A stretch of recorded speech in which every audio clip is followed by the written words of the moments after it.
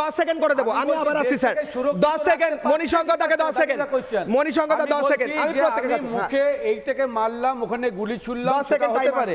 অবিশ্বাস করি না, প্রধানমন্ত্রী বলছেন, সেনাবাহিনী বলছেন। আমি ভাবি একটা রাজ্য, একটা সরকারের সাফল্য হচ্ছে দেশে যদি এরকম পাহলগাঁওয়ের মতো ঘটনা না ঘটে, কিন্তু পুলওয়ামার পরেও ঘটেছে, পাহলগাঁও ঘটেছে, 4 জন জঙ্গিকে আমরা এখনো খুঁজতে পারিনি, আর 10 সেকেন্ড ওভার, আমি বিশ্বাস করি না। সময় কম, নীলাভ 10 সেকেন্ড।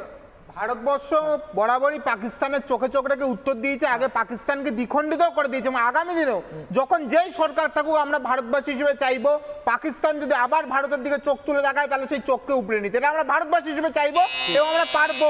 ঠিক, শুভম 10 সেকেন্ড। দেশের কূটনীতি ব্যাপকভাবে ফেল না করলে এর আগে কোনোদিন কেন্দ্রীয় সরকারকে সমস্ত বিরোধী দলের সাহায্য নিতে হয়নি, সমস্ত বিরোধী দল থেকে প্রতিনিধি করে গোটা বিশ্বে এর আগে কোনোদিন পাঠাতে হয়নি। এটা কূটনীতি ফেল করেছে বলেই হয়েছে। এবং এর আগে কোনোদিন আমেরিকার একটা ছোট্ট ধমকে ভারতবর্ষের প্রধানমন্ত্রী ভয় পেয়ে যাচ্ছেন, দেশের সরকার ভয় পেয়ে যাচ্ছে, এটা এর আগে কোনোদিন হয়নি। দেখুন, জম্মু কাশ্মীরের সাথে পশ্চিমবঙ্গের অনেকটাই মিল আছে, সেখানেও একটি আঞ্চলিক দল IND এর সদস্য এবং পশ্চিমবঙ্গেও আছে।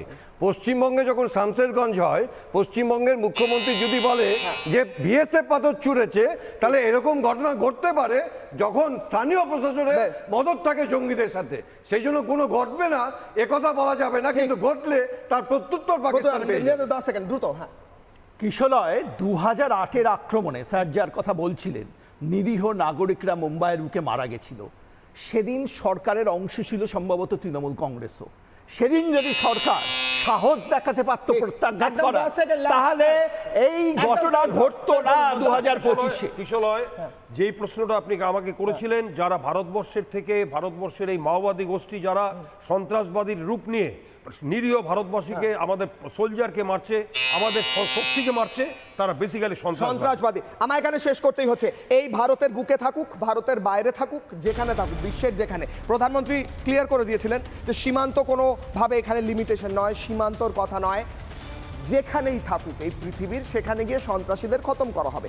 সন্ত্রাসীদের খতম করা হবে, যারা মায়ের মাথা সিঁদুর মুছে দেয় কিংবা যারা এই দেশের ওপর আক্রমণ করে তাদেরকে খতম করা হবে। এটাই তো নতুন নর্মাল, এটাই নতুন ভারতের নীতি। এবং সেই নতুন ভারতের নীতির কথা বলতে গিয়ে প্রধানমন্ত্রী আজ পিওকে নিয়ে যে বার্তা দিলেন, সেই বার্তাও নতুন করে ভাবাচ্ছে ভারতবাসীকে।